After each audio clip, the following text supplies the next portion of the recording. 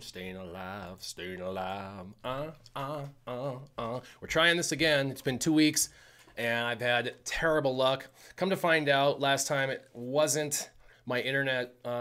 It's just there's like 90 programs running at the same time, and you got to make sure OBS is working with YouTube properly and is importing at the right refresh rates, and that you have everything set to the right settings. And I did it pretty good for the first year or so without any issues, especially over the last 6 months. But the last live stream I attempted, man, it kept dipping. So in advance, if you're tuning in to watch this and we start to have major issues, just know that I'm going to have to dip out and we're going to have to check some other stuff. So I'm hoping that today the stream stays healthy.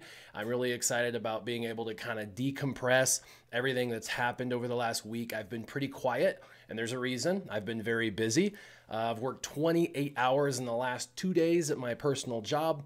And today is my 15th anniversary with my beautiful and lovely wife. So yes, she knows I'm streaming, and yes, she's okay with it. We're going to spend plenty of time today and later this week together. So let's go ahead and kind of decompress. I got a lot of people obviously saying what's happening. Lots of my patrons jumping on. By the way, this doesn't happen without my patrons, so I appreciate it. I really appreciate all of them. I was trying to live stream a couple hours ago, and of course, my electronics wanted to have their way and do these massive security update, and I had to wait 2 hours, and so I got to chat with my patrons just for fun for 2 hours. That was a really good time. So yeah, all right. Someone's calling me Zorier, a Zated warrior. That's hilarious. Man, the comments are rolling. Let's go ahead and check this stuff out. Hold on one second. My background isn't quite perfect. Let's fix that because you guys can't see all of the game. You guys definitely probably want to see what the heck. Come on. Come on now.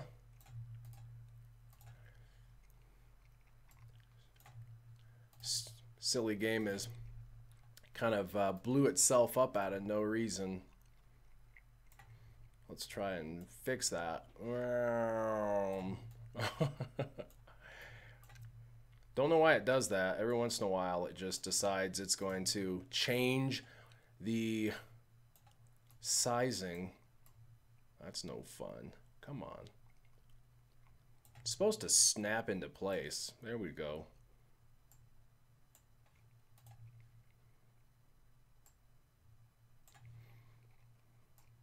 There we go. Holy crap, that took like a minute. All right.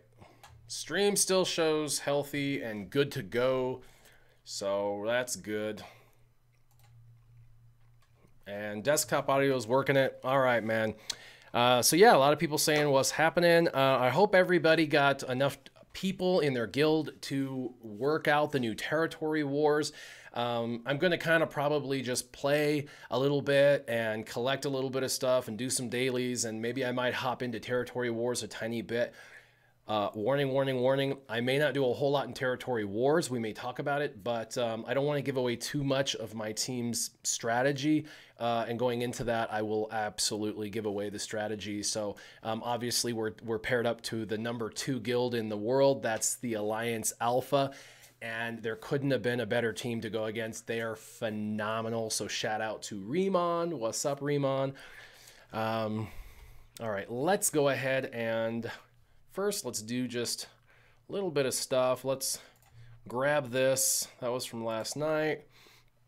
And the rewards finally dropped. They didn't drop initially. It took about a half hour for them to push them out. And this is what they pushed us. Of course, the crystals I like and the currency I like, but I've already seen some of the other boxes from some of the other players, and sadly this box again, once again, being the #1 guild in the world, is subpar to many, many, many other people out there. So love the game. I think the developers are working hard at making a good game, but I have to share my disdain. in a respectful way, but I am not going to be quiet about it. I really hope that they consider really ramping up the rewards, because they've really demotivated any of the top teams from even being a top team, because it really doesn't matter. You can basically not even try, just do what you do and you'll get better rewards. If you've just got the GP. So, if you've got 5 teams with the same galactic power, the one that's trying the least is probably going to get the most rewards. And that doesn't really seem right. So it shouldn't be randomized. It should be set in stone. There should be X reward for this, Y reward for that, and so on and so forth. So anyway, let's take that. Yeah, this is a shame. All right, let's claim that. I haven't done anything yet. I need to actually claim my free energy before that disappears. And now I'm over on my energy, so I'm gonna have to use it. Good news is, really quick, I'll do some dailies. So everybody wants to know what I'm farming. I'm still farming this bad boy. This ship is awesome. Actually, to be honest, this ship is slow and won't ever be used by me in arena because of its being too slow. But it's a decent ship. It's just too slow for arena. I know a lot of people want to know the thoughts on that particular ship. And that's my thought. Don't use it. What the heck? Where are we? Let's see. Oh, here we are. Okay, it just didn't remember where I was at. We're going to do this one because I'm still farming Kylo Ren's command shuttle. Kylo Ren's command shuttle is pretty decent, and a first order team for ships when there's 4 of them is pretty decent, but still not as good as a base target lock team that's out there. So yeah, let's go ahead and we'll sim this ship. This ship is, of all 3 of the ships I'm farming, is the most overpowered ship. It is, in my opinion, if you're running target lock teams and Empire especially, this is the MVP, the #1 ship in the game. Both of these characters, the Shore Trooper and Death Trooper, are phenomenal characters in the game, especially with dark side territory battles. So I would highly recommend farming this when you can unlock the level 9 stuff. I know these are hard nodes to get to, so some people will say I can't even get it, and I get that. It is a journey to get to that point where you can get those. Well, let's get some mods. Let's see if I get any good mods. Potency, for me, I don't know why, but I just get crap. So let's go ahead and do some mod farming. By the way, they fixed the glitch where you had to get out all the way and go back in. So I'm happy about that. Let's see, what's this? An offense? Yeah, no speed. Poop. All right, let's do another sim. There's a purple. No speed.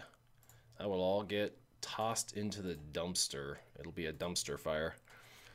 All right, so pretty cool. All right, I want to talk about Territory Battles Dark Side. First off, I think everybody knows that they know that it was really a really bad launch. If they're saying otherwise, they're lying both to the community and to themselves. They know that it had its extreme rough patches. And they understand that, I mean, it was skinned for light side, and they just literally flipped the switch, basically, development-wise, and they went the opposite way. And to compound things, to make things even worse, they went from a 6-round structure to a 4-round structure at the exact same time as launching a brand new mode. Had they not launched the brand new mode, and just done, launched the brand new mode and done 6 battles, kind of like it was, it probably would have transitioned pretty well. But because they were doing multiple things at once and then left for the holidays, it left a lot of the community frustrated, if I can say that, because it wasn't working right, way overtuned. It felt like almost the further we got along, the easier it got. I think like day 3 and 4 felt really easy, but then, day 6 felt hard again. Day 5 was pretty hard, and of course needing 7-star characters that just came out, and one of them isn't even free to play farmable. That's the Imperial Probe Droid. I don't know. So what I want to do though is go over kill order, because a lot of people are talking about how do we do this? What teams did I use? We want to talk about what teams did I use, the kill order that we went over. And so I'm going to build some of the teams, talk about why I used them and how they worked. And then we'll also talk about kill order. So the first thing I want to do is go over kill order. So I'm going to go ahead and pop this on right here. So this should hopefully help. I've been floating this around. I believe if you don't follow me on Twitter, you can follow me on Twitter. It's @WarriorPresent. And I have this this whole thing on Twitter. You can screenshot it if you'd like. Now, there's going to be a lot of people that say, "Oh, I disagree. You should move X to Y," or blah blah blah blah. Yeah, everybody has an opinion. This is just my opinion, so just take my opinion for what it is. It's an opinion, and I'll tell you why I structured it this way, so that way everybody can understand exactly why I have the structure. So the first part of the kill order I have is Rebel Pilot. And I think most of the YouTubers out there agree the Rebel Pilot is the way to go. Side note, if you look, the first three are Rebel Pilot, Rebel Officer, and Rebel Spy. So for all you dark side lovers, you're going to love this acronym. I invented this acronym. The first three you should kill. The most important that you need to worry about is those Rebel POS. Rebel POS. Rebel Pilot, Rebel Officer, Rebel Spy, Rebel POS. So get those Rebel POS. You got to kill those Rebel POS. The reason for the pilot, the reason why the pilot's the #1 priority, because truth be told, the Rebel Spy would actually be more important to kill. The Rebel Spy, though, goes into stealth at the onset of the battle. You're not going to be able to target right away. So Rebel Spy can't be the highest on the priority list, unfortunately, even though it really is, because you're just not going to be able to. So you're going to have to focus on a couple others before you go to the Rebel Spy. And so Rebel Pilot is the most important. Not only does Rebel Pilot do more damage than the Rebel Officer, but the Rebel Pilot does things like cleanse the whole team. When they cleanse, they adds turn meter to the whole team. Also, if it's an elite, it can give cooldown resets on everybody on the team. So cooldown resets are horrific, but the worst thing you got to worry about is a fast team. Because if you look at all the other characters down here, you know, with HRS Scout doing calling assists and HRS Soldier dazing and things like that, and taunting, there's nothing worse than a soldier that's dazing, except for a faster soldier that's dazing, or a faster scout that is calling more assists. I mean, the faster that team goes, the worse every character becomes against you. So if you can slow that team down, then the team becomes a little bit more manageable. So because of that, I have the Rebel Pilot first and the Rebel Officer second. They both do cleansing and healing and turn meter. Both of them give an enormous amount of turn meter to the team. So that is why those two are the #1 and #2 most important to kill, because they are going to make this an absolute nightmare for you when you're going and battling. Okay, so that's why I have, you know, them up at the very, very top, because they're the most important. Turn meter killers, get rid of them. The third is the Spy, because he cleanses, goes into stealth, puts others into stealth, will regenerate protection upon going into stealth, and can stun your characters when in stealth and putting others in stealth. So, I mean, this is just a really terrible character. In my opinion, the Rebel Spy is the absolute worst case scenario, because if you can't hit them, you can't target them, it makes it difficult. AoEs are a way around stealth, but still, and dispelling is around stealth, but still, I mean, I have a dispeller pretty much in every team to get rid of their stealth, and they still go into stealth over and over and over. And it's because of the Rebel Pilot and Officer speeding the team up, allowing the Spy to have more turns. So the Rebel Spy, really, like I said, while it's the worst, you gotta focus on that Pilot and Officer, slow that team down, get rid of all that turn meter boost, and then you can go after the Rebel Spy. Now, the Rebel Spy being third on priority list doesn't mean it's going to be the third one you kill, because every time you hit that Rebel Spy, he goes into stealth.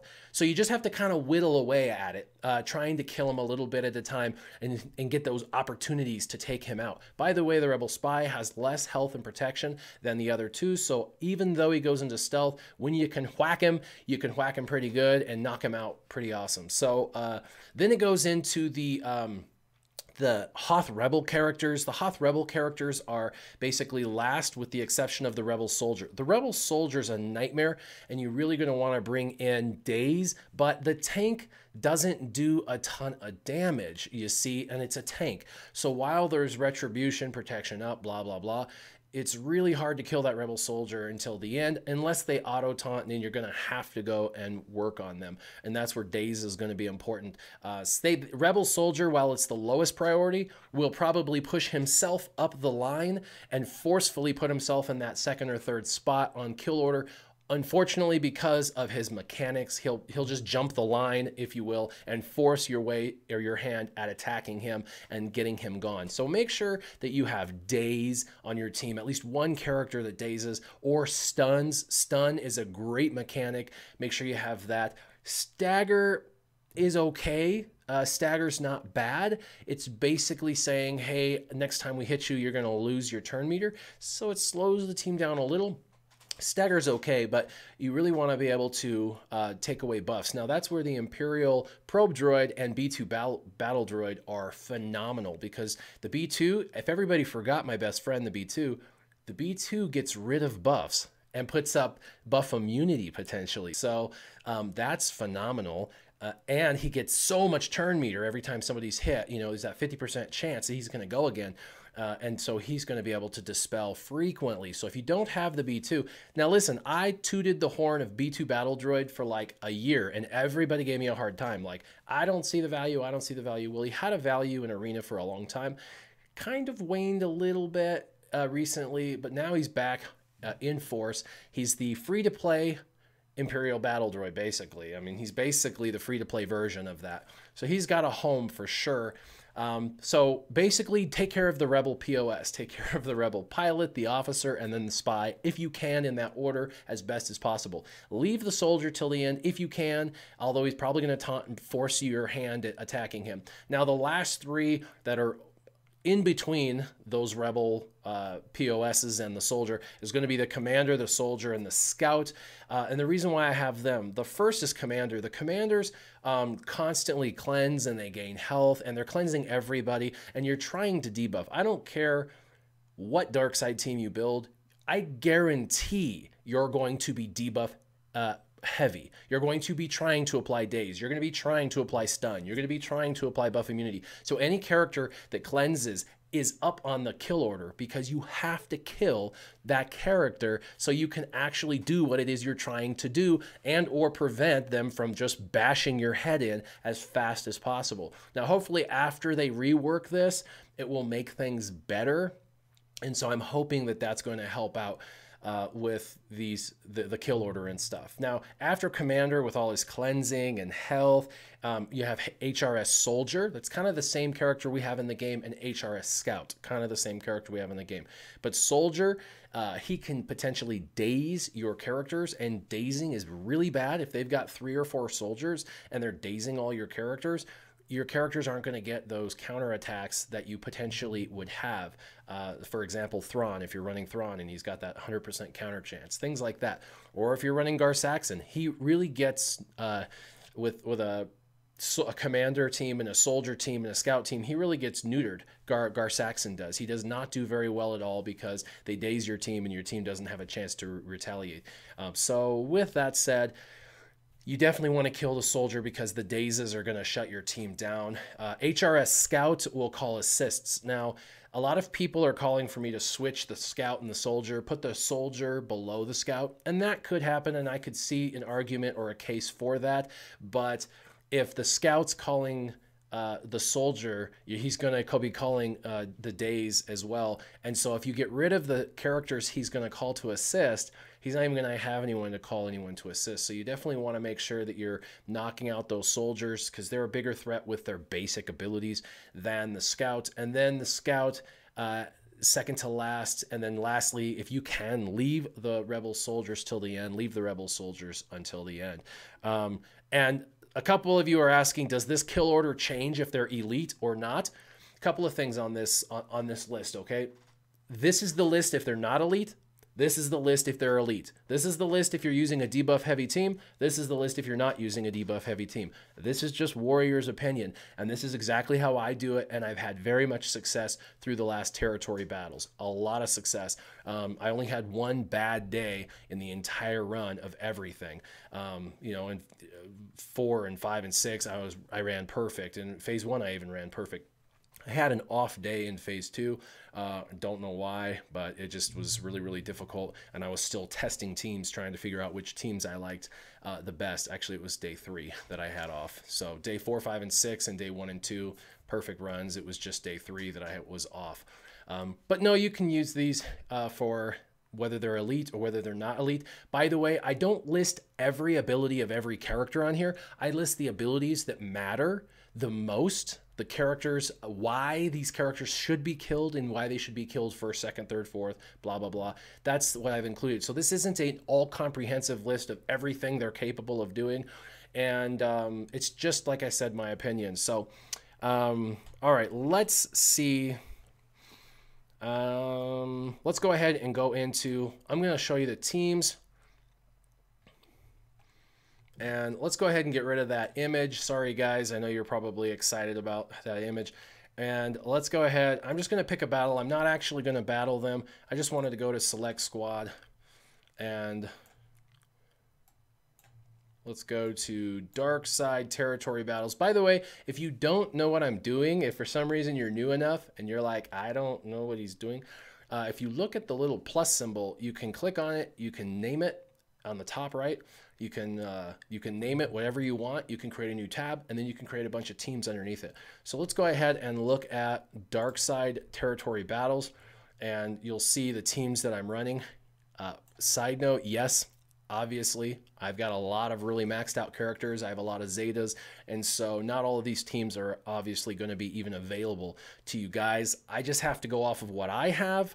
I can make some suggestions, but I've made a number of compositions. On day 1, I attempted to run Darth Vader lead, and I found that while he's a good leader, that constant debuff automatically triggers all of that cleanse with all of the characters. They're constantly cleansing and getting turn meter through those cleanses, because it does cleanse everything other than the dots. So the dazes and stuns and everything are being cleansed, and they're getting a bunch of turn meter, and they're getting a bunch of retribution. And so it's like, it almost speeds up the death of your team, or at least that's how I felt in phase 1. I barely skinned out alive with that team. So someone's asking, do I have Wampa? On my developer account, I do have the Wampa. Pretty excited to play him and see how he plays out. So the bottom team is one I really don't recommend. It was just one I tried in phase 1. I did win all 4 rounds with this team, but the Darth Vader auto dots, it depends on what you end up going against, could end up being your demise because of the mechanics of those characters. So the next was a Thrawn-led team. This was another kind of hybrid mix-up, mashup that I was trying just for an Empire team. When I asked, hey, you need to have Empire come in here, or Dark Side, you need to have Dark Side come in. This was a pretty good team, but I noticed my Snowtrooper was just kind of meh, and I didn't really know why my Snowtrooper wasn't doing as well. It should have been obvious to me because this is a terrible build. But again, I was brand new with the dark side territory battles, and I was just trying to play and see the different combinations, and this was one I thought would do well. I did go 4 for 4, but it wasn't pretty as well. And then a lot of people want to know my bounty hunters, and so that was a real toss-up. So I like Dengar. I think Dengar has that smash, you know, where he uppercuts, and he's probably got the coolest move in the game, and he's really pretty amazing. But he's just, his abilities are like at level 3. I only have his abilities at like 3. I don't even have him leveled up ability-wise, and that's a lot of ability mats and stuff. So I had to kick him and go ahead and go with the thermal detonators, which sucks because of all the cleansing. Thermal detonators are pointless. They really are pointless unless you have Zam Wessel. Zam, she's amazing. She gets a ridiculous amount of turn meter, especially under Boba Fett's leadership. And so I've had Zam go 3 times in a row. And so she was able to hit, kill, you know, blow up an instant blow up the thermal detonator, shoot another person, instant, blow up another thermal detonator, shoot another one, instant, blow up of a thermal detonator. So that was cool. She's definitely under Boba Fett, I would say, an absolute need for this team. And then, of course, you get some ability block with Boba Fett, and you get some ability block with IG-88. So this is a really great team. Not very powerful. And there was like 3 bounty hunter levels. There was like 2 normal bounty hunter levels, and then there was like 1 special where it was a special. The special, the one for it was like 3 rounds, and you had to use your bounty hunters. I got smoked. Like it didn't even work. So the special mission was tuned way more difficult than the normal missions. And I think that was across the board, probably what everybody experienced. So there's that. But for the regular missions that said bounty hunters required, I believe it was bounty hunters. These are the ones I used. And like I said, Greedo, he's got the AoE thermal detonator, just like Zam has. And so I got a couple thermal detonator people. Cad Bane, the reason why I brought him in is because I do have his abilities maxed out. He does have the stun, and I really like the ability block and the stun on this team. It really helps. And so having Cad Bane be able to stun the opposing team, just put some potency on him, and man, that really, really helped. Of course, Boba Fett, of all these characters, none of them, they all have their abilities at 7. I don't have any Omegas, no Omegas on any of them except for Boba Fett. Boba Fett's maxed out, and I have his Zeta. Now, the Zeta is really good on the territory battles because when he does a killing shot, he gets all his protection back. And so he has a little bit of health steal, so he gets his health back slowly. But he gets to revive if he's killed, which is awesome. He gets to revive. And then when he's revived, he shoots and kills somebody, finishes someone off that maybe he was working towards, and he kills them, he gets all his protection back. He's like back to square one. So he's very viable as a leader, and plus there's a ton of really good synergy with the bounty hunters. So that's the team I recommend. I mean, like I said, you don't have to have the Zeta on any of them, but I do with Boba Fett. And I have Boba Fett maxed out. The rest, again, are gear 11, 7-star, abilities at 7. And the regular battles that went to 4, I went through all 4 and beat it with only losing 1 or 2 of those characters. That's pretty good. Now, Mother Talzin, when she came out, I totally wailed out, spent a couple $100 getting her. And then, of course, I found out that the other 2 characters, the Night Sister Spirit and Zombie, were going to be put behind that like 2-year paywall of events, or you're going to have to buy them. And so I will refuse to spend any money. I went 2 months, almost 2 months, without spending a penny in the game. And I was like, I'm not spending any more money. Unfortunately, with territory battles, if I'm going to play the game, I've got to be able to have another viable team. And the Night Sisters are the resistance for the dark side. They're as good as the resistance, but for the dark side. They go through anything and everything. And so I couldn't get past the second day with this team without the zombie. So I ended up wailing out, spending a couple $100 on zombie. Pretty upset about having to do that, but it makes the team viable. And unfortunately for a lot of you that can't do that, that don't have the blessing to be able to just drop $200, you're just screwed, and that sucks. Really bad, that sucks, that these guys aren't going free to play. So I really hope Capital Games chooses to change that and either bring the event back a lot more, raise the amount of shards that drop, or put them into shipments so people can slow farm through shipments those characters, because the zombie's required, and it keeps the rest of your team in mint condition the entire 4 rounds of battle. But they're the light side. Now, a lot of people are asking, what Zetas do I have? I have none. I haven't even done Mother Talzin. That's right, I have not. I'll show you.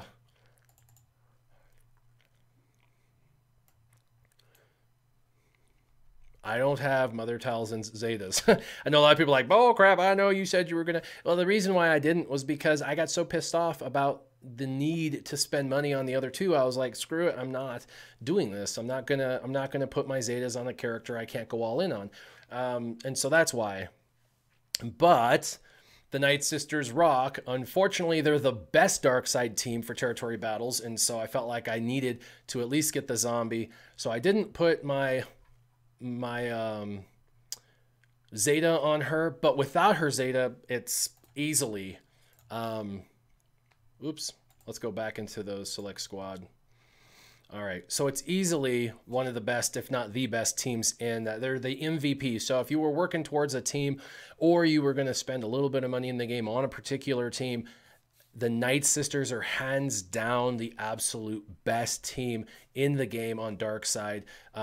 I've used them all, and I'm telling you, the Night Sisters, it was cakewalk to walk right through. I had full health and protection all the way through round 4 on all of my characters except for the zombie. The zombie, that one character made this team completely and utterly viable, and I don't even have any Zetas. So again, this is a Zeta-free team, and it's the best team that I had compositionally. So Mother Talzin and Zombie, those are 2 other requirements to get to 7 stars. It's going to suck for a lot of you who can't get them 7 stars, and I'm sorry if that's the case.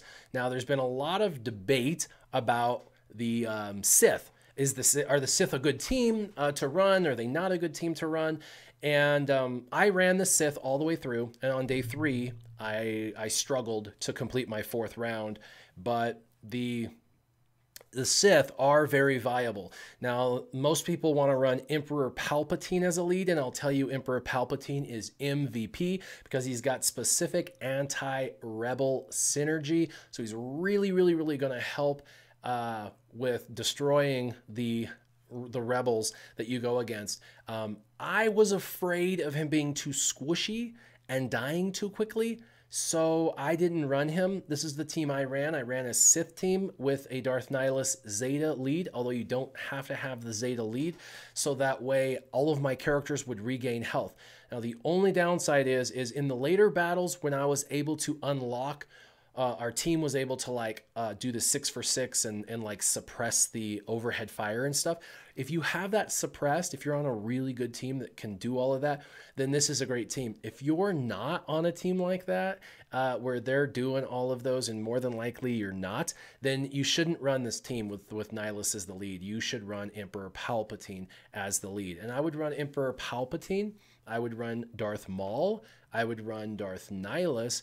I would run Sith Trooper. I would really protect everybody with Sith Trooper. And if you have, Sith Assassin, she's great. Or you could run, like I have Count Dooku, aka Count Dookie.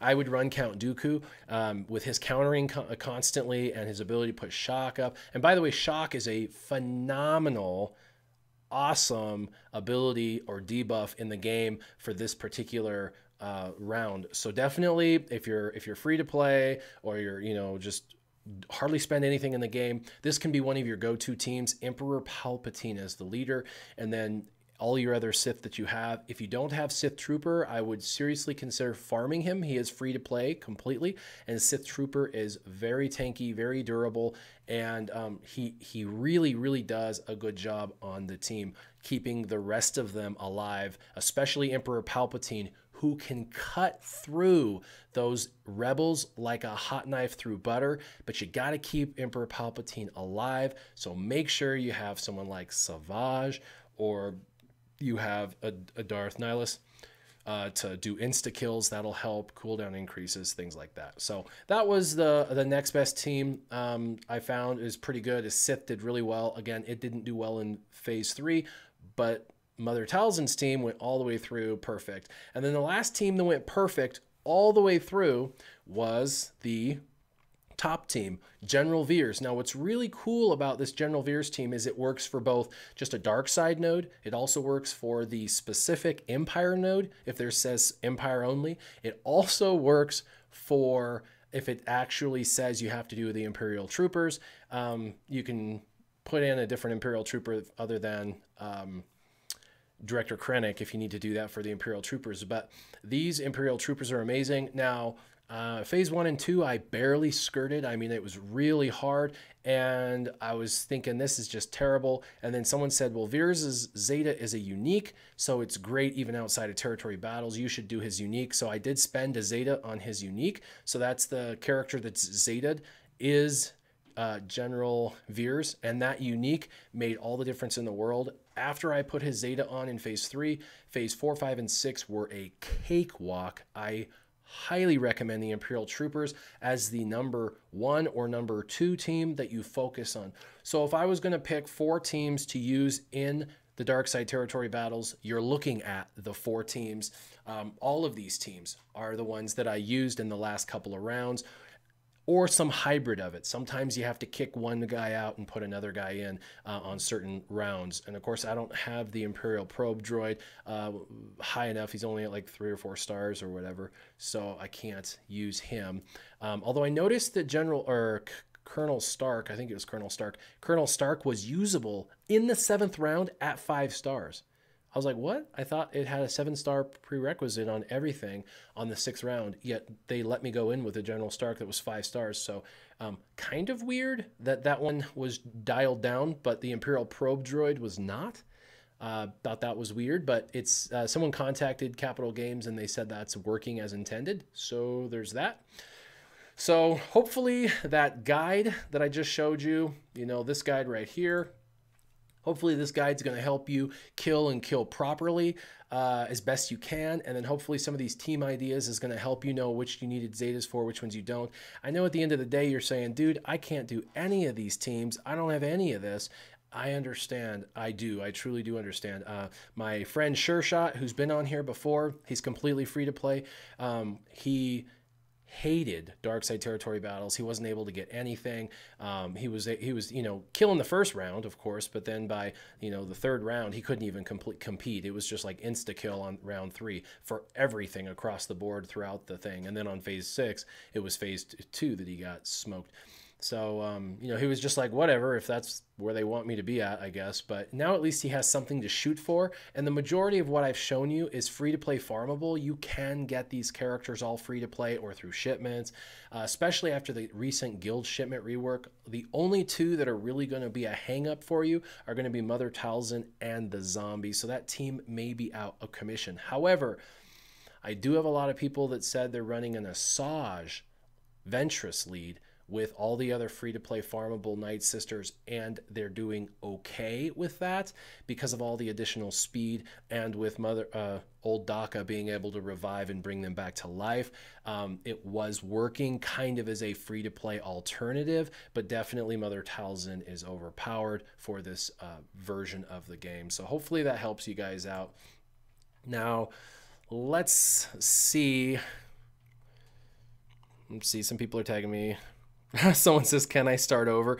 No, you can't start over. What's going to happen is this is going to upload to YouTube afterwards, and you guys can go to YouTube afterwards and you can watch the whole thing, and you can get my rundown on dark side territory battles, the teams I use, the compositions, the kill order. Hopefully all of that helps. You know what? Let's do this event, the Executrix or the Executrix. Let's go ahead and do this event. I know a lot of people that want to do this and see how it goes. Now, of course, all my ships are basically maxed out, but you want to run the target lock ships of your choice up front, and then run, let's switch these around. That should be in your first. The TIE Reaper, again, MVP. You definitely want to do that. And then TIE Advanced, people ask, is that good? Most of these ships are viable after they hit 4 stars, so any of them at 4 stars and above. But remember, true viability doesn't come from their star rate. It comes from their abilities being maxed out, which you should be able to do, but you can't do until you get their pilots leveled up. So you're going to have to gear up the pilots as fast as possible and make the pilots a larger priority than the ship itself. That's more important. So let's go ahead and do this battle. All right. Bam.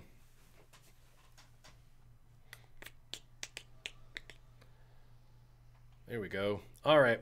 So this is only 3 rounds. There's a Biggs, and a Resistance. So just take out the tanks first, Biggs. Let's go ahead and target lock him. Okay, now let's go ahead and use Strafe, which is a special. It will reset each time. I'm going to go ahead and move to the next Biggs and target lock him. We're going to try to share the love. Going to do the AoE and hit all of them. Didn't get any ability blocks. I'm going to go ahead and do Boba Fett's AoE right here, the proton torpedoes, because it's now going to hit all 3 of them. Always make sure you target the non-target locked ship to get the most. And let's go ahead and we'll try and kill this guy with a double tap. Boom! Got my double tap. Boom, boom, boom. We're going to move back to Biggs. We're just going to do basics. And yeah, we'll just do basics. Well, we can use strafe on this one because it'll reset because of the target lock. And we'll do basic and basic. Now we'll go into round 2. I know it looks really easy for me, and it is, but for you, it's not going to be. It's going to be a difficult challenge. So kill order is going to be critical, and spreading the target lock love is going to be critical, and making sure you bring in as much target lock synergy as possible. So we have a wedge, we have a resistance, and we have Biggs. We're going to immediately go for the wedge and try this basic because it's going to put offense down, and that is one of the heaviest hitters in this round is wedge. So let's go ahead and apply offense down. That helps. Let's go ahead and try and do a double tap and get target lock. Bam. Nope. Let's get target lock there. All right. And let's put buff immunity up over his head with the Imperial TIE Fighter. You're going to be able to get that. And then let's see. Let's go ahead and target lock wedge.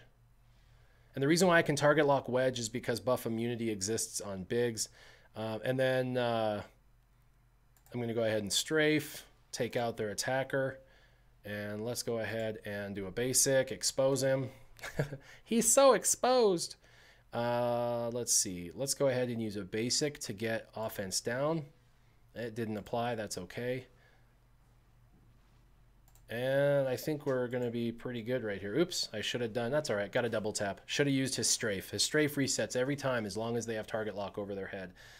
So far, the stream's been really good. There's been no issues whatsoever. Apparently, the update on my computers, everything I went through this morning was really good.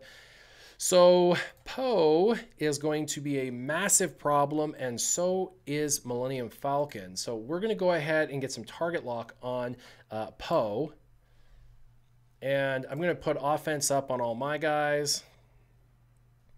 And we're going to go ahead and hit them all with that. Bang, and that goes straight to health, which is awesome. We're also going to put some protection up on this character so that way Poe can't do as much damage to him. Now we're going to strafe run, kill Poe. That makes me feel better. Let's go ahead now and get rid of the Phantom 2. That's the next one that I'm worried about. It does a lot of target lock, so we want to be careful and make sure we get rid of that ship. Target lock. That one's dead. And then you want to run, and they're both stealthed, but let's go ahead and go after Millennium Falcon. Every time the Millennium Falcon is hit, it loses one of those triangle buffs. The triangle buff is, if I click on it right there, is what's called thrust reversal. That's the thing where it gets to take an additional attack for every thrust reversal, which is basically, 3 turns potential on top of the base turn. That's a lot. Let's go ahead and try and apply target lock.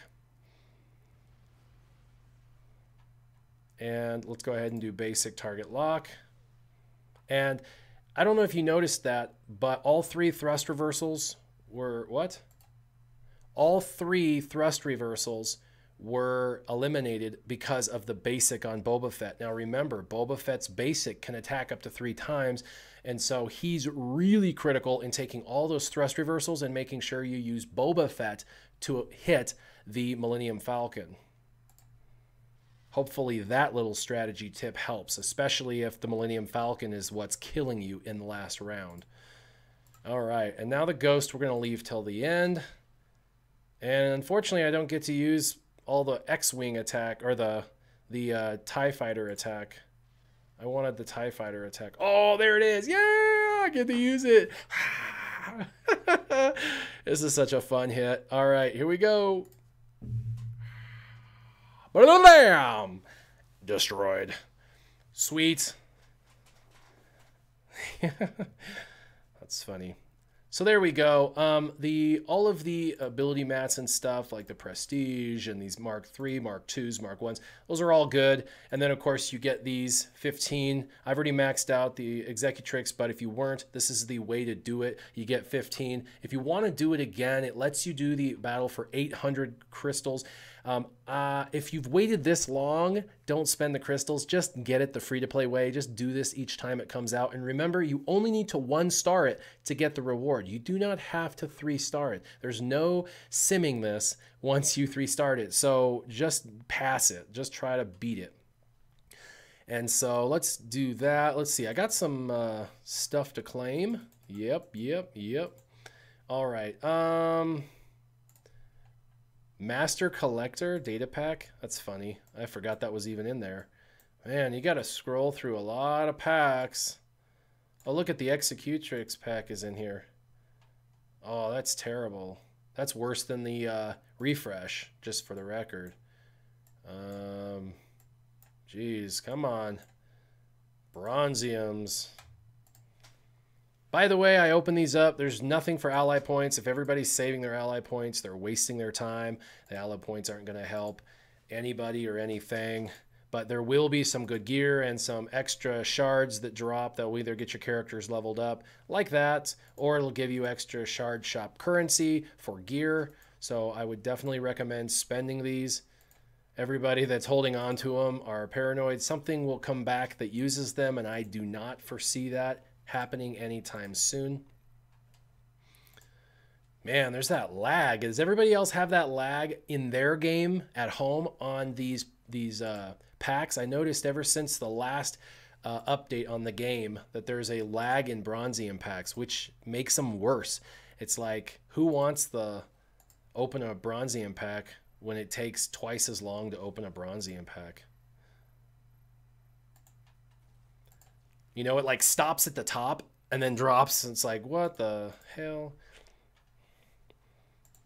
Yeah, Bronziums are lagging for a lot of people, I hear. So super irritating, I guess, you know, when you're like trying to do this. Oh, let's go into shipments. And there you go. There's Veteran, Smuggler, Han, Solo, and Chewie. And gosh, I hope you guys went for those veterans. And if not, start doing that, please. There's a huge selection of gear now. This is pretty impressive. There's a lot of gear to choose from. But I'm stupid. I just go down here and buy all the crap I don't need. Because why not? When you have 70 million credits, you just buy it all, right? Who knows? Maybe someday they'll have a trade thing in with the gear. So when I have 5 million pieces of gear, I might be able to trade it for one piece that I like. And here I'm buying Cassian's U-Wing, and the reason for that is Cassian's U-Wing gives me the best conversion of shards in the game. Plus, he's a good ship for Rebels. All right, let's see. What am I doing in here? There's a lot of good gear in here, too. I think I'm looking for, what's his face?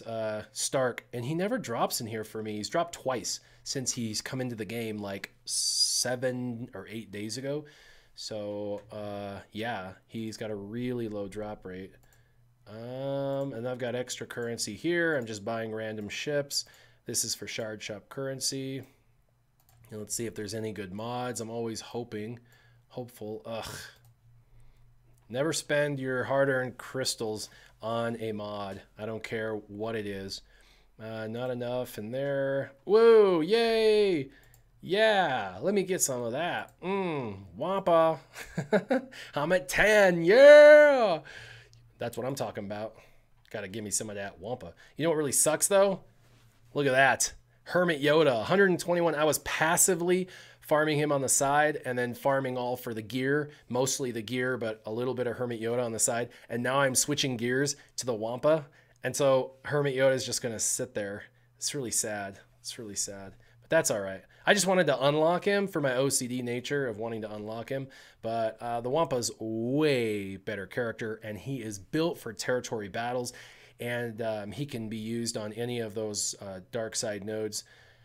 So yeah, he's powerful. He's really, really powerful. He's going to really help you out. With all that protection up, he's going to survive. And with the damage stack, oh my gosh, he's going to be amazing. But I'm not going to buy anything else in there for now. Look at all that, almost 1,000, and I haven't even done my my Galactic War, which is, by the way, very boring now. I wish they would have just made it simmable, but left it as hard as it was, so that way on days when I didn't have time, I could sim it, and on days when I did have time, I could actually play it. I didn't mind playing some of those hard nodes when I had time. It's just most days I didn't have time. So now with the way they've done it, yeah, I don't have to waste any time on it, but it also, I've lost my only sandbox. That was the only sandbox that I had to try out different teams and compositions and things like that. So, yep. Someone said that Yoda might be necessary for Luke or whatever. That's not going to happen anytime soon, and if it does, so what? I don't really care, to be honest with you. The only character I'm focused on right now is Wampa, and I'm also focused on getting Rey, because Rey is super important. All right, I don't need that. Those are stupid. Yeah, I don't need that. All right, well, that looks like I've gone through the store. I'm glad they got rid of some of the daily activities too. Oh, challenges. Let's do that. And then let's talk about territory wars. How about that? Let's go into territory wars here in a second.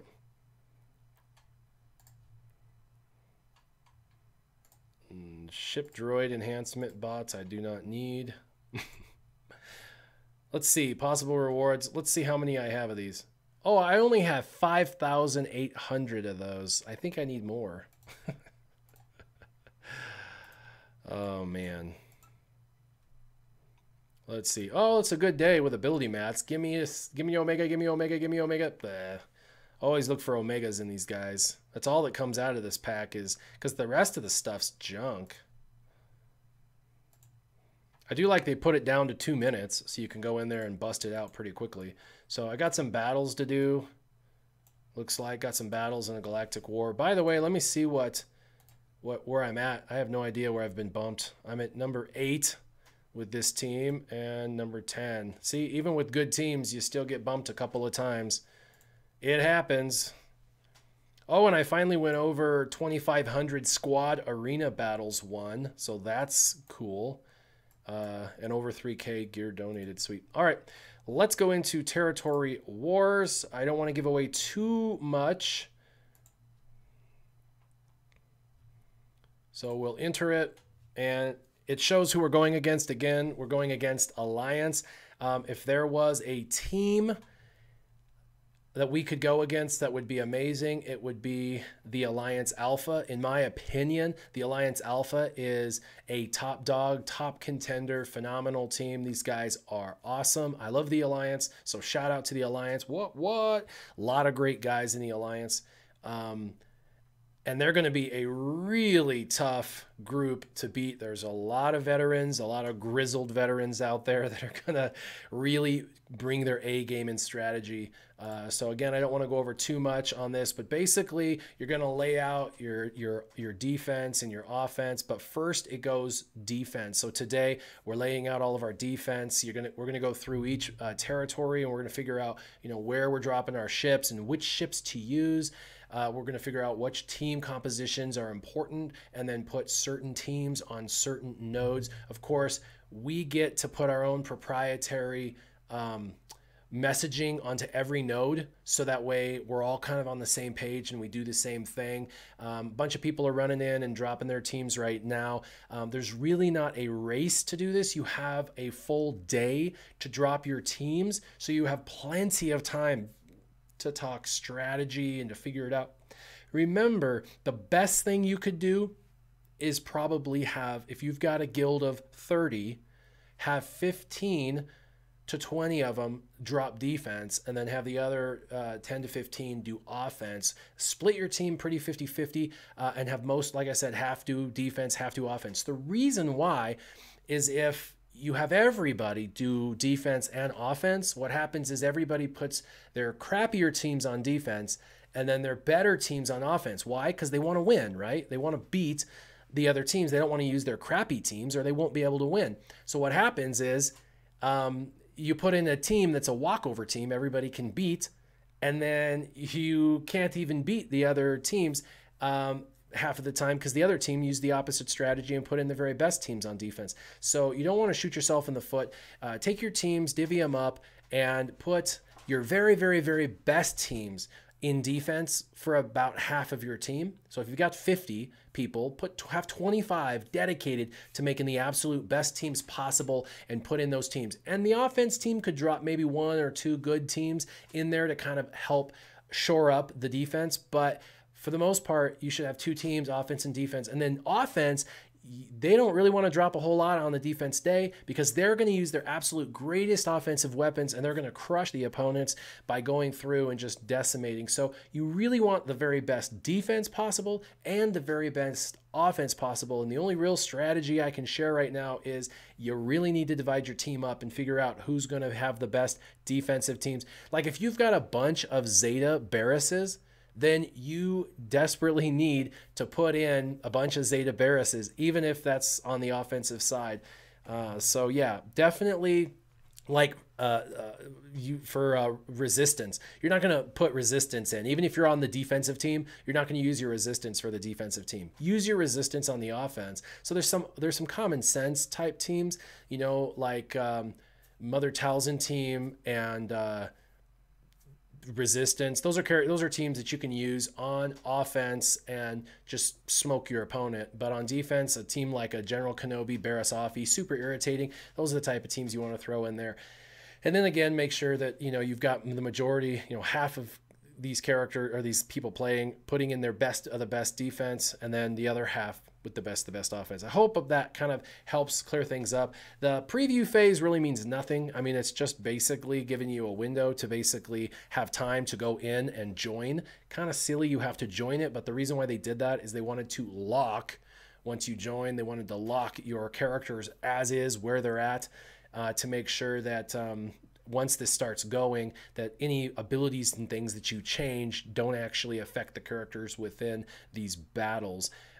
Interesting how they're able to do that. I'm not sure. That seems like a coding nightmare, but that's how they have it. And then the second day is simply just the setup phase where you put all your defense down. Third phase is for the other half of the team to run their offense and just slaughter the opponent and try and smoke them. Now, I have a gut feeling that the Alliance is pretty amazing, just like us. And so they're going to probably be able to beat everything we put out, and we're probably going to be able to beat everything they put out.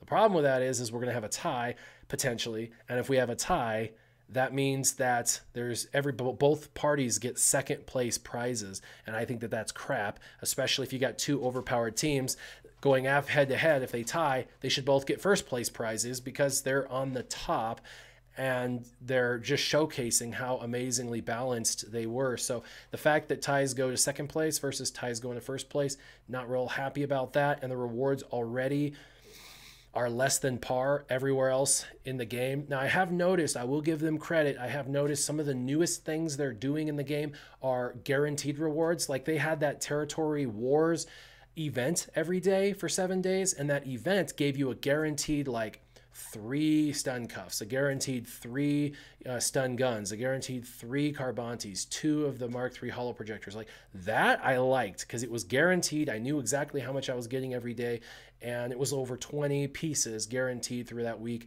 of all those items. That's the right direction, Capital Games. Figure out what the reward, what's worth it, and then make that the set reward. Don't make it varying. Just make a set reward. You'll make everybody happier. We'll know what we're getting when we get into something. So yeah, let's go ahead and go into kind of a question and answer session. If you have any questions about territory battles, if you have any questions about dark side territory wars, any questions about team compositions, kill order, anything like that, why don't you go ahead and start to ask in the comments down below. Remember, I only allow 1 comment every minute because otherwise it just gets too many questions. I'm going to go ahead and put the kill order back up. So for anybody who wanted to see that and didn't know what I was talking about, that's that. So let's see. So I've got a question from Sky Haywood. He says, does the Wampa's protection buff spread with Grandmaster Yoda? And that's a good question. I'm actually unsure of the answer. I believe you can spread protection up with Yoda, the buff that actually puts the little thing above his head. The problem is his is a special protection up that's locked, so I think it's considered a non-unique, and so or a unique, I mean. So I'm not sure that his protection up is the same as all the other protection up in the game, if that makes sense. Because you can collect protection up and spread it with Yoda, but with his, because it's different, I think it may be locked and it may be prevented. But that's a good question, and we should definitely check into that to see if that's the case. And then let's see. How much does Ewokin weigh? I have no idea. Nathaniel Miller, what's up, Nathan? Warrior, where would you position your territory war defense teams? Big offense up front and weak in the back, or keep it well balanced? So good question. That's a really good question. And I'm not going to give out my Team Instincts suggestions or what they're doing, but I will tell you how I would run it if I ran a guild and this was my deal.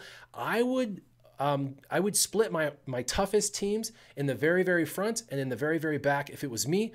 And the reason why I would do front and back is because it's like a castle, right? You want the walls as tough as possible. And so you force them to waste all their very best teams getting through that front wall. And then you're a little bit of a walkover in the middle. But then at the end, when they need to get through that last wall for those greatest banners, they're not going to be able to get those banners because your very best teams are in the back as well. So if you build the front and back super solid on defense, they're going to use a lot of the stuff to get through, and then they're going to walk through pretty easily thinking this is cakewalk, maybe using the wrong teams because they want to make sure they win the middle so they can get to the end. And then when they get to the end, they got to get through the toughest teams you have, and those are the ones worth the absolute most. And if they sandbag and they use crappier teams up front to try to save their best teams, their teams very well might get smoked. And then they can't even get in. So for me, if it was me, and this isn't how our team is doing it, our team has a very unique strategy that I would have never thought of. But for me, I would stack the walls, the front and back with the heaviest, heavy duty, and then make the middles the weakest ones possible. If they can get through the front walls, they've wasted a lot of really good teams to do it. And then they can bust through the middle. And then at the end, they'll probably be burnt out, spent out, and not be able to get any further. So let's see. Man with the golden beard. That's funny. It says, does the Sidious leader go through all 4 waves or just stack in the stage? Good question. Again, it should be for the encounter, which should be all 4 waves. But I believe his leadership ability is resetting each wave. And I've talked to them about this and said anything that's stacking and leadership abilities that stack and things like that, they should all go through the encounter. The encounter should be all 4 waves. That's 4 waves of one encounter, but they're saying each wave is a separate encounter. So it's a matter of how we discuss and look at it, but I really think it should, but I don't believe it does right now. Let's see. Do teams get banners for winning on defense in Territory Wars? No, you get a key. They take a banner when they take you. So if they kill it, they get their banner. If they can't kill it, they don't get their banner. So it's almost like preventing the other team from getting their banners that are possible. And it's kind of like Galactic War. If they attack you and they kill two characters, they still have to go back with another team and kill those last 3 characters. And the cool thing is, whoever they use, they can't use again. So if they don't kill the team the first time, they got to send in another team to kill a second time. And they just wasted 2 teams on 1 team. So yeah, very, very cool. Let's see. It says, I saw you geared your zombie to gear 11. Do you recommend zombie as high as possible for Darkside Territory battles? Will this hurt zombies' usage in arena? Addix Mathma asks that. And Addix is a patron of mine, but he's also in Team Instinct. And so that's a great question, Addix Mathma. And yes, I put it up to gear 11 for Darkside Territory battles to get as much health pool as possible. Because the moment they kill the tank, the zombie tank, they immediately start hacking at your other characters. You don't want to lose any of your other characters. So if it takes longer to get at your tank, it gives your other team a longer time. Now, in arena, you don't have to put any mods on your tank, and at gear 11, 7-star, the tank still dies really pretty quickly. It was built with very low health and protection to begin with because it was not needed, and Capital Games knew it. So even at gear 11, 7-star, it's not that big a deal. It's like 50,000 health and protection. And I mean, Han Solo can do that in his first turn practically. So let's see. But good question, Addicts. If Rancor raid, if zombies devoured, will she come back? She does come back over and over and over. It's actually very fun. It says, do you get rewards from Darkside territory battles? Did you get the rewards? Finally, they dropped our rewards. Unfortunately, the rewards looked like they were missing something. They were really, really weak, in my opinion. So, yeah, it's too bad. It says, would you consider Jawas a defensive or an attack team? Depends on how good your Jawas are. If they're junk, I would just throw them on defense to fill in, or maybe not use them at all. And if they're really good, if you've got your Jawas leveled up and stuff, there's a ton of synergy. They could actually be a good entry team to really work down and kill a couple characters, and then you could bring in a better team at the end to finish it off if you're going through against a tougher team. Says, now that we have Wampa, this is Travis King asking, what other SW beasts might they introduce into the game? Well, if they're still sticking with Hoth, they could do Hoth Hogs. The Hogs would be interesting. I think they would be far less important in the game to bring, but they're doing a lot of Hoth characters, so a Hoth Hog would be kind of cool. You know, I don't know. I'm excited to see what other beasts they bring in into the game. That would be fun. Says, what are a good defensive team for Fleet? So, and this is my opinion, Rebels are really, really good on offense, but aren't so good on defense. And the other two are really, really good on defense. So I would put in like Tarkin and Grand Moff Tarkin's ship and your best target lock team for defense. And I would use your Thrawn, if you have it, and your very best team with him, if you can do it. Use those badass teams to try to stunt your opponents. And then I would use your Admiral Akbar or Endurance with a bunch of like the Republic ships, like Endurance with Republic. Definitely one of those teams easy to kill, but really, really good on offense. It can't die, especially if it has Rex in that lineup. So you could use the lesser teams, the lesser arena teams, to actually be on offense. So that's a good question for sure. Let's see. You get any Imperial probe droid shards this territory battle? I did. We only got, I think, about 20 or 25. I tried for that node. I actually did get my guy up to 5 stars for that node, and I got smoked on that node for sure. And let's see. Any more questions? How many defensive squads per territory? That depends on how big your guild is and all of that. It's all based on guilds. For like us, because we're at max, it's 25 per like section. But the lower you go, the less are allowed. I know a team that's like 110 million or whatever, and I think they're at like 24 per section that they can put in. So it's relative based on how big your guild is as to how many teams you have to place on each of these. Let's see. See, Turbs asks, what's up, Turbs?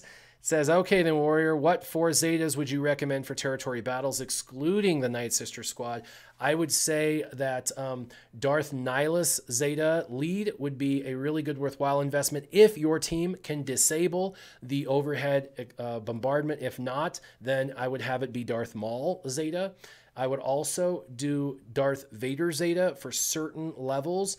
Darth Vader Zeta very well might be a good way to go, provided you can protect it with tanks and you're not fighting a bunch of cleansers. If you find a round that you know consistently doesn't have a ton of cleansers, that would be a good Zeta. Also, of course, I know you said no Night Sisters. I didn't do my Night Sisters at all, so you wouldn't need that.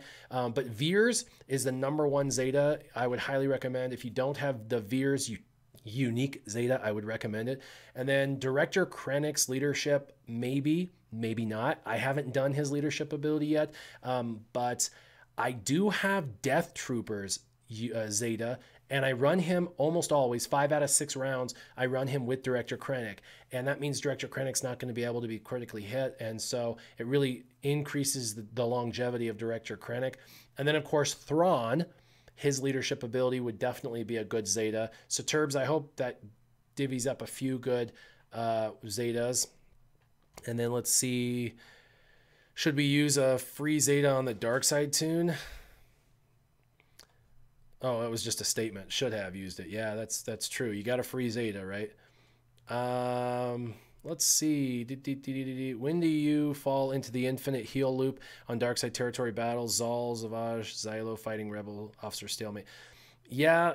What do you do when you fall into that infinite healing loop? So that's why the kill order is so important, and why you've got to kill certain characters first, and you've got to be careful. While I recommend the tanks last to kill, if you happen to have a rebel spy that was the leadership ability, you could be dealing with a stealthed ability. Some of the rounds it was really easy, and other rounds it was really, really difficult. And so you got to be really, really careful in the kill order to make sure that you've got those guys killed. And when the tanks taunt, just finish them off. Just focus fire everything on that tank and take him out. You don't want to be left with him at the very, very end if you happen to have a certain rebel leader, because it can cause issues. So definitely follow the kill order. Take out characters like the rebel POS, the pilot, the officer, and the spy. That's going to help a whole lot.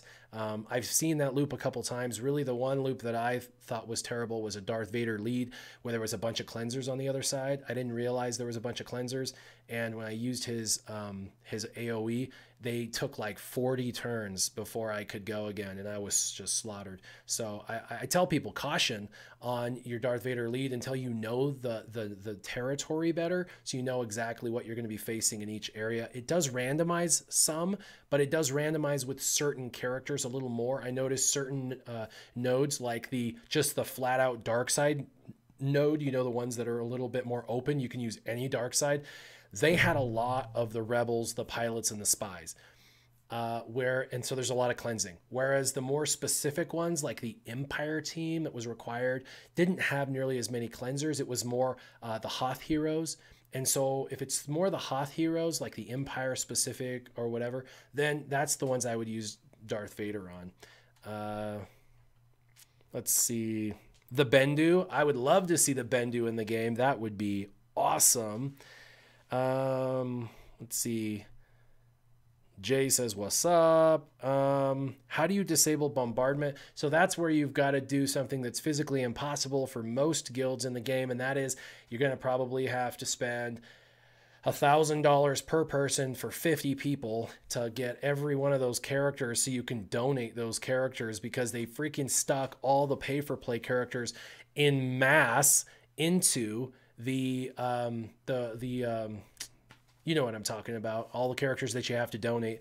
So, unfortunately for a lot of you, you're not going to be able to disable the bombardment, but hopefully they fix that. They said they were going to fix that. They said that wasn't intended. So hopefully the next run, you guys will be able to disable that bombardment, because you'll have other characters that aren't required and aren't pay for play. So hopefully that happens.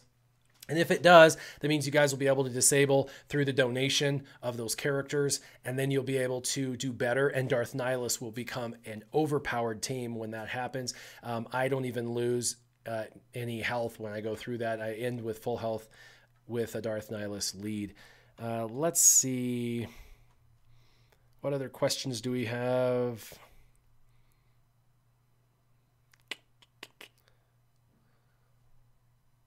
Pedro Khan, what's happening, brother?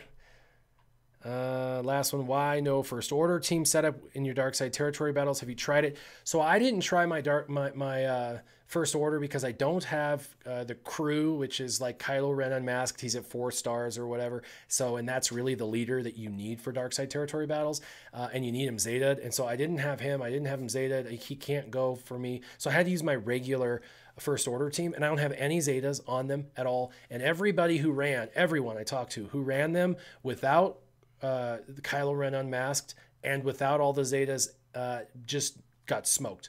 A lot of people. And so unfortunately, it looks like the first order, if you're going to whale out and put a bunch of Zetas in them and go ahead and use Kylo Ren, then you probably are going to do just fine. But for those of us who didn't spend any money on Kylo Ren, we can't use him, and the team sucks without him. Apparently that's what everyone's feedback has been, that you've got to have him, and you got to have him as the leader. So that's why I don't have any first order stuff in here. Sorry. Wish I did. The Tauntaun could be a beast that would be added. That's true. That's funny. Porg. What would the Porg be like? He would just... you know, be as cute as possible, and the next person would be like stunned. It would just inflict stun 5 ways, unavoidable. That would be hilarious. Porg for dinner. That's funny. All right, so the platoons disable the bombardment. Awesome, thanks, Warrior. Yeah, platoons. Let's see, platoons. It's called platoons. Yeah. Crazed Kozuma says, yeah, it's called platoons, Warrior. Yeah, you're right. It's called platoons. By the way, I didn't get a lot of sleep last night. Did I mention that? Says, who would you run? This is from Ben Nitzel. Who would you run with Thrawn lead in Arena? And is his leadership worth the Zeta if you don't have CLS or Kenobi? Unique is already Zetaed. So I think his leadership is worth the Zeta if you're going to run him in Arena. If you're already running him in Arena, then why not? And it helps you in ships, and it helps you in Darkside territory battles. But if you don't have it and you're not doing very well in Arena, it's not going to help you a whole lot in Arena. So I don't have his leadership ability Zetaed. So there's that. See, Sky Haywood says, would Thrawn and Unmasked Kylo be viable as a top tier team? Consider you have effectively taken 2 members out of the battle. Yeah, because you can effectively, that's exactly right, take 2 out of the battle. Yeah, I mean, there's a trade-off with both those characters. You know, you're able to disable an opponent's character, but you're also disabling your own in the process. So, you know, it's one of those things where you've got to decide, is it worth it? With Thrawn, it's worth it. With Kylo Ren Unmasked, I'm unsure. I think if you're going all in with all the Zetas and everything, probably.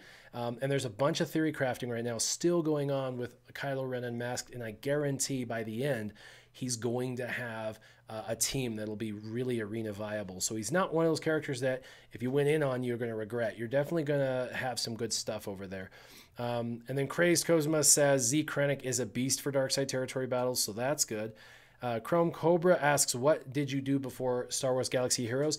I actually didn't play any games for a couple years intentionally because I was in another game for 3 full years called Stormfall, Rise of Valor, and I was one of the first players in the game. I was the 40th player to sign up. I was in their alpha, their beta, and it went live, and I ended up running an alliance. Our alliance grew to almost 1,000 guilds, and I was the leader of the alliance, and I had over 1,000 teams coming to me, and it was an absolute mess. It was way too much. It was way over my head too much, and that's why I said I'll never do leadership again, because it was just way too much. And so that's why I don't do leadership. That's why I just play the game. So after that I quit that game, which was hard to do, but I did. I walked away from it, and I walked away from being the #1 guild in the world for 3 full years. I held that title for 3 full years. I walked away, and I guess 2 months later my team dropped to like 50th, and then another couple months it was down to the top 100, and now we're in like the top 1,000. I guess I still have friends in the guild I talk to occasionally. Apparently it's just fallen apart. The whole entire alliance fell apart when I left, and the guild fell apart, and that's just kind of what happens. Good leadership is required to keep something ticking for sure. But yeah, I gave up games after that. I was just burned out, and then a friend of mine introduced me to this game. Dang it. And yeah, so that's why I came over here. Let's see. Porg sacrifice. That's funny. Do you think Jedi Ray, this is from Vincent, do you think Jedi Ray will call BB-8 assist? That would give the BB-8 Zeta a lot of power. I have no idea. I haven't got to see her kit yet, but I'm excited for her. Matter of fact, you guys are probably wondering what I am doing with my Zeta situation. And if you want to know, that's my Zeta situation. I have more Omegas than I do Mark III ability mats. And I've got almost 4 Zetas saved up. I had 4 saved up. I spent 1 because I was going for 5 Zetas. I had almost 5 Zetas. I spent 1 on Veers, and now I'm back to almost 4. I think Rey will have 3, so 60 of these are saved for Rey. And then the other one that I'm about to finish is going to be for another Darkside character for Darkside territory battles. I just don't know which, to be completely honest. Maybe Director Krennic, but I haven't needed him yet. And then maybe Mother Talzin's unique, but I haven't needed it yet. So I don't know. I'm just being very cautious in spending these because you don't know the characters. Plus the Wampa, I really want the Wampa. And when I unlock him, I believe he has at least one, maybe two Zetas. And I will definitely want to put a Zeta on him. So probably I'm going to save these until I get the Wampa and Ray. And then I'll probably stick all of these on the Wampa and Ray. It sucks a little bit that every character is now getting 2 and 3 Zetas because it really makes it unrealistic. We just, even with the increase of Zetas, we just don't get enough. They're introducing, 10 to 15 Zetas a month, and we get 1, and with the new influx, maybe 2 Zetas if we're lucky. So we just can't, keep up when they're releasing 4 times as many characters than abilities. So that just is what it is. Let's see.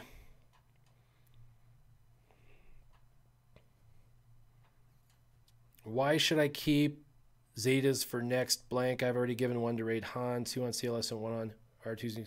Who should I keep Zeta for next? I don't know. I don't know who you have. It depends on who you have. It really does. And then Jay Swizzy Swole asks me, how much does a dolphin spend, a whale, a kraken, blah, blah, blah. So free to play doesn't spend anything. Mostly free to play means that you've maybe spent $5 on that pack there, or maybe you spent $10 on a booster crystal pack that they used to do. That's mostly free to play. That's like, almost non-existent in investment. A dolphin is someone who invests pretty regularly into the game, but their investments never really exceed $100 per month. It's maybe like a $20 pack of crystals every month. It's not a lot of money, but you're investing every month into the game, so you'd be a dolphin. And then a whale is someone who's spending over $100 a month consistently every single month in the game. That's definitely a whale. And when you start investing over $1,000 a month every single month, you're a kraken. You are definitely a kraken, and there are some of those individuals out there that do that. So that's how I interpret it. That's how I've structured it and how I explain it to other people. I have to have an articulation to investment because I do roster reviews. So it's important I express to people what their investment looks like and kind of have a name for them. So it says, hey, Territory Wars is giving my guild difficulties and isn't letting some people place their teams. Any help would be nice. That's Johnny. Johnny, I have no idea. I haven't got a chance to go in and try and place teams yet. The best thing you can do is, if you can do any screenshots or whatever, go to the forums and post nicely what's going on so they can immediately look into it. There might be a hot fix they can push out really fast to fix this before Territory Wars is over. This phase is over today. So make sure you go to the forums and have people, multiple people, express the same thing. So that way they create a thread for it and they can make aware that there's an issue going on. Someone says there's 2 Zetas on the Wampa. That's right, there are 2. I thought there was at least 1, but 2. Let's see. Can you see us getting more support only characters like Hermit Yoda? I do. I think that we'll probably get C-3PO as a support only character at some point, probably for the Ewoks. So yeah, definitely. And then this guy, some guy has 22 Zetas. Wow, that's crazy. Must have been saving him forever. Travis King says, I'm glad this game doesn't overly favor whales. I'm mostly free to play and have no problem challenging the meta. You must be running like a Rex lead or something, because that's definitely possible. So yeah, anyway, long story short, I hope today was fun. I've got to get my gaming on in personal life and in real life. Need to make sure that I go and spend some time with my wife. So if anybody didn't know, this is my 15-year anniversary with my lovely wife, who puts up with me, if you can believe that. 15 years. I'm going to bail on you guys. I'm going to go ahead and have this post up to YouTube so you guys can watch it later on if you've missed any of the previous. But I just want to make sure that I did something. I've been absent for over 10 days. It's been really hard. Side note, one last thing. I do have my second channel up. It's for my roster reviews. If any of you like my roster reviews, make sure that you go to that channel and subscribe. There's a link on my main channel to it. From here on forward, there is no more roster reviews going onto my main channel. It's officially been transferred over. So if you want to see roster reviews, you have to go to the new channel to see them. The only way to get them. So if you're interested in those roster reviews and to see what I'm saying about all those free-to-plays and those dolphins, you need to go over there and subscribe so you get the notification of those videos. If you don't, you will no longer see those roster reviews. And for you, those of you who don't like roster reviews anyway, well, moving forward, the only thing you're going to see on my channel is going to be game-specific stuff that has nothing to do with roster reviews, rather updates, arena battles, ship battles, things like that. So you guys will be able, when you see my notification, to know, boom, it's something I want to see, and you guys will be able to check it out. So there are a lot of people who love roster reviews, but there are even more who are happy that they now have their own dedicated separate channel. So that's pretty exciting. But as always, I hope that all you guys had fun today. I had a good time catching up, answering some questions. I really hope that all you guys have a wonderful afternoon, and make sure you keep your gaming on. Warrior out.